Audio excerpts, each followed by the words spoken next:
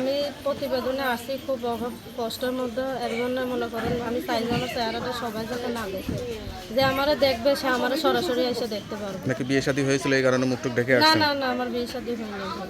কোনো প্রেম টেমও নাই? না না। আচ্ছা, তো এখন কোনো বিবাহিত বয়স্ক পুরুষ যদি বিয়ে করতে চায়, তার বাচ্চা কাচ্চা থাকে, সেরকম কাউকে হ্যাঁ, করবেন? বসে যদি বয়স্ক হয়, তার ফ্যামিলি যদি মারা যায় থাকে কিংবা চলে যায় থাকে। সুপ্রিয় দর্শক, আসসালামু আলাইকুম। দেশ ও প্রবাসে যে যেখানেই আছেন, আপনাদের প্রত্যেককেই শুভেচ্ছা জানাচ্ছি। আজকে নতুন একটি প্রতিবেদন দেখতেই পাচ্ছেন, আমার সামনে একটি আপু আসছে পর্দা অবস্থায়। আসলে আপুর জীবনে কী হয়েছে বা কেন আসছে, চলুন কথা বলে জানার চেষ্টা করি। আপু আসসালামু আলাইকুম। ওয়ালাইকুম আসসালাম। আপু আপনার নাম কি? আমার নাম তানিয়া। তানিয়া আপু, কেমন আছেন আপনি? এই তো আল্লাহ খুব কষ্ট রাখতে বলে তো প্রতিবেদনের সামনে আসা ভাই, না হলে তো অতি সহজে কেউ আসে না। কিসের কষ্ট আসলে? কষ্ট, সতাই মা জ্বালায়, বাবা নাই মা নাই, সবাই চলে গেছে আমার রেখে কষ্টের মধ্যে। এখন খুব কষ্টের মধ্যে আছি। যদি ওই রকম একটা মানুষ পাই মনের মতন, তার কাছে বিয়ে বসে চলে যাবো।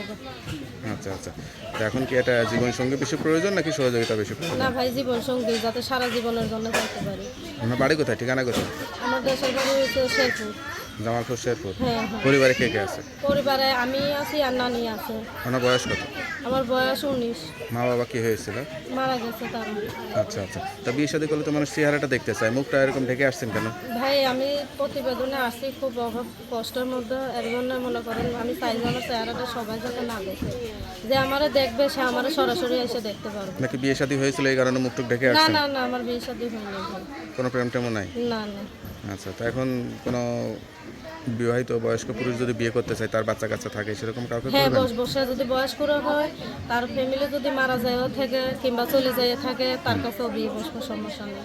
কিন্তু আমি কষ্ট থেকে মুক্তি দিতে চাই। আচ্ছা খুব আচ্ছা কষ্টের মধ্যে আছি। আচ্ছা, লেখাপড়া করছিলেন? হ্যাঁ করছি আর কি, কোনো রকম আর কি নাম দস্তখত লিখতে পারি। সবচেয়ে বেশি কষ্ট লাগে কোন বিষয়টা নিজের কাছে? নিজের কাছে কষ্ট লাগে, আজকে বাবা মা থাকলে এই পরিস্থিতি হতো না আমার কপালে। যে কোনো একটা কাজ বাজ করে বাবা মা চলাইতো, আর সতাই মার কষ্ট অত্যাচার সহ্য করা লাগতো না আমার। নিজের মা থাকলে যতটুকু বসবে, সৎ মা তার অতটুকু বসবে।